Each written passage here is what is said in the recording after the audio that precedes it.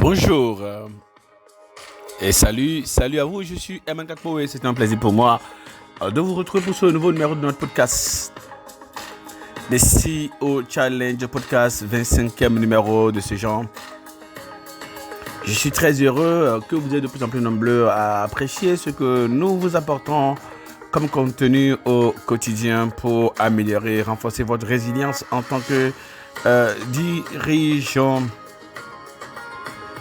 L'une des choses majeures qui se passe avec les dirigeants, c'est qu'en fait, la plupart de nos collaborateurs, la plupart de nos clients, nos fournisseurs, même les actionnaires s'attendent et comptent sur nous pour pouvoir produire des niveaux supérieurs de résultats. Mais très peu de gens se posent la question, très peu de gens se demandent comment est-ce que le dirigeant, lui, fait. Est-ce qu'il y a quelqu'un qui s'occupe donc du coup de lui? Comment il se débrouille? Comment il procède pour être sûr de ce qu'il soit à la hauteur de ses enjeux? C'est une question à laquelle personne ne pourra vous apporter des réponses si ce n'est vous-même, si ce n'est que parce que vous avez décidé clairement de pouvoir vous challenger, de travailler sur vous-même pour pouvoir renforcer votre capacité à toujours à la hauteur des enjeux, des défis qui sont les vôtres, qui sont les nôtres. Nous tous qui sommes dirigeants, nous tous qui avons la responsabilité de prendre des entreprises et de pouvoir travailler à leur donner, n'est-ce pas, les conditions réalisées pour elles, les conditions de performance et de continuité de résultats. Vous avez certainement entendu parler à plusieurs reprises d'un mot extraordinaire qui peut-être à un moment donné, on peut dire, a été très très galvaudé au point où on a oublié de quoi il est question. Est-ce que vous avez besoin en tant que dirigeant de renforcer votre résilience? Cette capacité à vous renouveler pour être à chaque fois à la hauteur de vos enjeux. C'est vrai que le CEO Challenge Podcast a pour objectif de vous aider à faire ce parcours. Mais s'il y a une chose qui vous permettra de faire ce parcours, plus que toute autre chose, c'est le développement personnel. Un dirigeant, pour pouvoir relever ces défis, a besoin de développement personnel. À cet effet, je vous recommande un livre extraordinaire de Marshall Goldsmith, qui est le numéro 1 mondial du coaching des dirigeants. Et Marshall Goldsmith a écrit un livre, Becoming Coachable, qui est un livre qui explique comment est-ce que les dirigeants peuvent et doivent faire pour pouvoir se rendre coachables. Et comment est-ce qu'ils peuvent utiliser le coaching comme un levier de croissance, de développement continu. Mais ce qu'un coach fait avec un dirigeant, c'est l'amener à se développer, l'amener à se surpasser, l'amener à franchir des caps significatifs. L'un des défis majeurs, et ce que justement M. Marshall Goldsmith a traduit dans son livre What Brought You Here Won't Bring You There, ce que vous amenez ici ne vous amènera pas plus loin, eh bien c'est pour montrer à quel point il est important pour un dirigeant de se renouveler régulièrement, de se renouveler constamment pour être sûr de ce qu'il soit à la hauteur des enjeux de production de résultats, les enjeux de direction générale. Parce qu'à chaque fois, lorsqu'on franchit un cap, eh bien on est confronté à de nouveaux enjeux. Comme on dit souvent, le succès est disqualifiant parce que ce qui nous a permis de réussir, ce que nous avons réussi ne suffit pas pour réussir les prochaines choses. Il faut se renouveler, il faut se recréer, il faut s'actualiser. C'est peut-être le lieu, et c'est le lieu de le rappeler, eh bien, seules les espèces qui survivent, qui pourront se réadapter, pourront du coup survivre et faire la différence. Donc, nous avons besoin de nous redévelopper, nous avons besoin de nous récalibrer, nous avons besoin de nous reconditionner à chaque fois. Donc, le dirigeant a besoin de développement personnel. Et d'ailleurs, c'est pour aider les dirigeants que le développement personnel est né. Même si la plupart des gens ne le savent pas, même si de moins en moins de personnes utilisent le développement personnel pour pouvoir réussir. En réalité, au début du dernier siècle, au début du XXe siècle, il s'est révélé aux États-Unis une cohorte de gens qui, certainement, en remplacement de l'Église, on va dire comme ça, proclamaient une sorte d'esprit qu'on va appeler l'esprit positif. La foi en son potentiel, le réveil de l'esprit illimité et la connexion avec la grandeur universelle pour réaliser de grandes choses. Parmi les pionniers de ce mouvement, qui a conduit à la naissance, entre guillemets, du self-help ou du self-development, ou du développement personnel, il y a Charles Haanel. Il faisait partie de ses précurseurs et les dirigeants et cadres d'entreprise s'abonnaient nombreux à ses leçons presque quotidiennes qu'il envoyait, n'est-ce pas, aux gens qui étaient abonnés dans plusieurs villes américaines. Et les gens recevaient ces contenus sur comment se gérer, se manager pour être à la hauteur des enjeux, de ces défis en tant que dirigeant. Et il y a beaucoup de dirigeants qui ont bénéficié, n'est-ce pas, de ses coachings, de son orientation, de ses écrits, de ses conseils pour pouvoir s'optimiser, pour être à la hauteur des enjeux de direction générale, parmi lesquels on peut citer Andrew Carnegie, on peut citer JP Morgan, on peut citer Charles Schwab, on peut citer Thomas Edison pour ne citer justement que cela. Et l'impact qu'il a pu avoir sur la génération de dirigeants de nouveau élevés a été tel que M.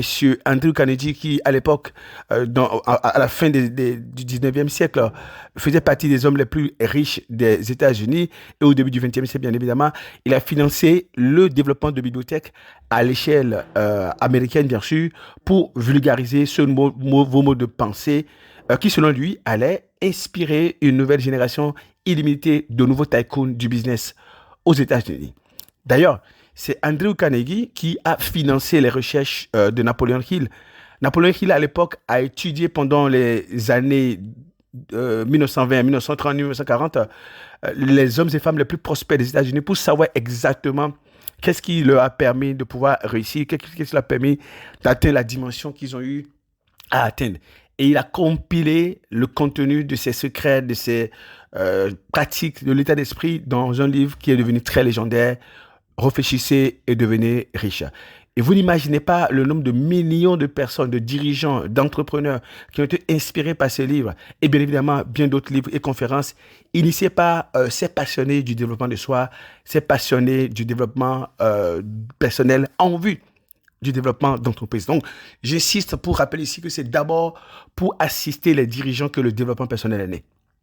Bien, par exemple, pourquoi Bill Clinton? Pourquoi André Agassi? Pourquoi Beyoncé? Pourquoi Jim Collins? Jim Collins a écrit un livre de l'excellence à la performance, ou encore Bill Toulas, ou encore How Mighty Falls, etc. C'est l'une des références en matière de développement d'entreprise aux États-Unis. Il a été coaché par Anthony Robbins de la même manière que Bill Gates, Serena Williams. Donc, ils ont tous été coachés par Anthony Robbins. Mais curieusement, Anthony Robbins qui a coaché donc Bill Clinton, André Agassi, Beyoncé, Jim Collins, Bill Gates, Serena Williams et même Jeff Bezos, Anthony Robbins est l'élève de Jim Rohn. Et Jim Rohn était l'élève de Earl Nightingale et Nightingale était élève de Napoleon Hill.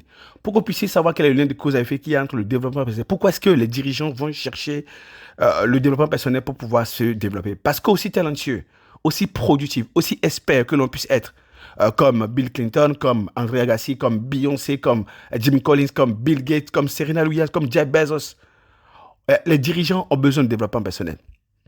Maintenant, si vous me demandez c'est quoi le développement personnel, je suis en mesure de vous résumer cela, de vous résumer ma réponse, n'est-ce pas, en une seule phrase. En réalité, moi, j'ai découvert le développement personnel lorsque j'ai fait ma première quasi-faillite.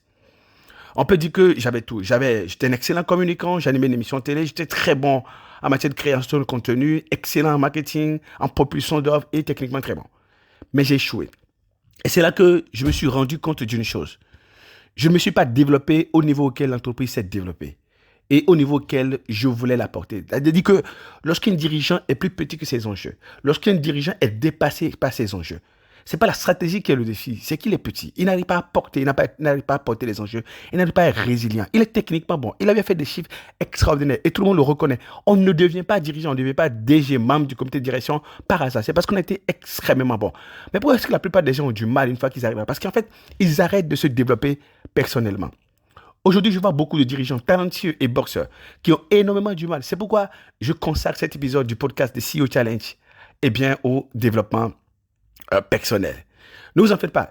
On ne va pas changer de thématique pour commencer par parler de développement personnel. Non, nous continuerons à parler des défis de direction générale et des défis des directeurs généraux. Et c'est parce que le développement personnel est l'un des enjeux pour les directeurs généraux que, et bien évidemment, j'en parle exclusivement et spécialement aujourd'hui. Ok, je sais que les amateurs ont tellement galvaudé le thème développement personnel que c'est devenu saoulant et que cela donne plutôt envie de vomir. Je comprends parfaitement ça. C'est là même le défi avec les amateurs. Ils enlèvent aux choses précieuses toute leur préciosité. Même quand quelque chose est doux, les amateurs viennent gâter ça. Mais au mois de novembre dernier, qu'est-ce qui s'est passé? J'étais en train de faire une dépression. Ne vous inquiétez pas, c'était absolument rien de grave. De toute manière, moi-même, je ne savais pas que j'étais en train de déprimer. C'est un jour de la dernière semaine du mois de décembre 2023. En faisant le point de mon année 2023, je me suis rendu compte de ce que je m'étais fragilisé par rapport aux enjeux de HNC. C'est-à-dire que j'étais dépassé. Écoutez, on peut être dépassé en tant que dirigeant. On peut être dépassé en tant que coach de dirigeant. Donc, je suis dépassé par les enjeux. Et quand je vous dis que je déprimais, c'est parce qu'en repassant en revue donc, du coup, mes réactions, j'ai compris que je craquais. Je craquais sans le savoir. Et je peux vous dire que beaucoup de dirigeants craquent sans le savoir. Et c'est là que j'ai compris que mon dernier livre, en analysant, en essayant de me dire qu'est-ce qui n'a pas marché, comment est-ce que j'ai pu me laisser fragiliser personnellement, comment est-ce que j'ai pu m'arriérer personnellement par rapport au développement personnel. En regardant, en faisant le point, j'ai vu que les derniers livres de développement personnel que j'avais lus dataient donc du coup de mars 2021. 2021.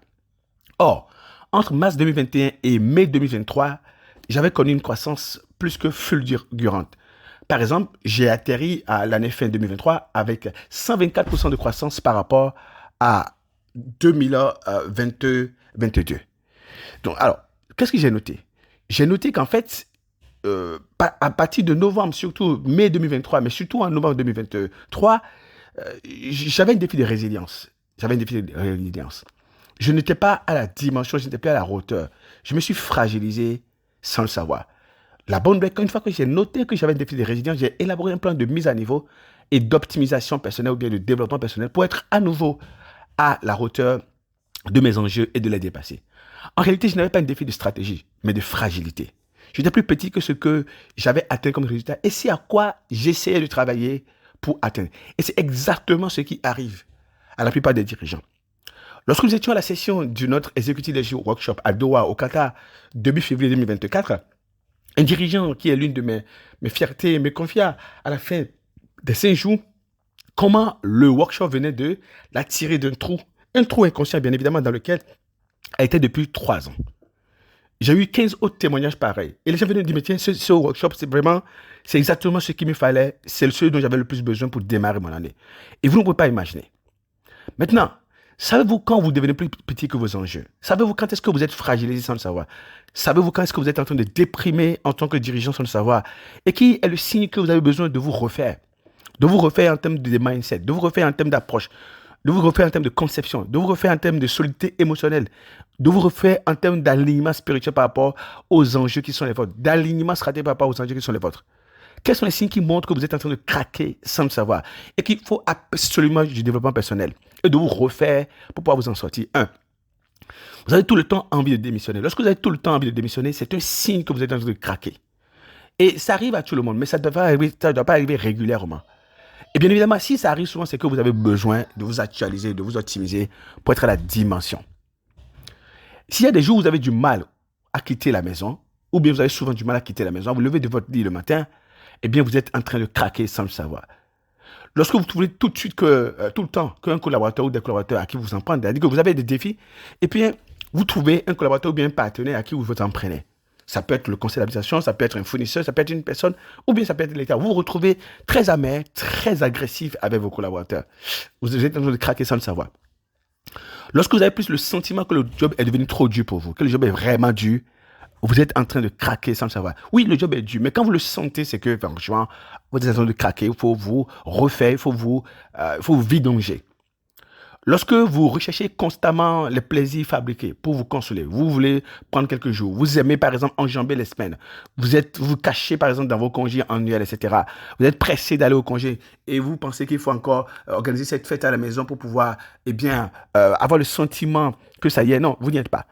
Lorsque vous paniquez à l'approche des audits, des revues de performance, des sessions du conseil d'administration, des clôtures mensuelles, lorsque vous regardez vos chiffres et vous commencez par craquer, et vous paniquez subitement à la fin du trimestre, c'est que vous êtes en train de craquer sans le savoir. Lorsque vous vous plaignez constamment de vos collaborateurs, de vos partenaires, du conseil d'administration, des gens qui sont au groupe, etc., vous êtes en train de craquer sans le savoir. Lorsque vous êtes régulièrement dans l'incompréhension, vous êtes en train de craquer sans le savoir.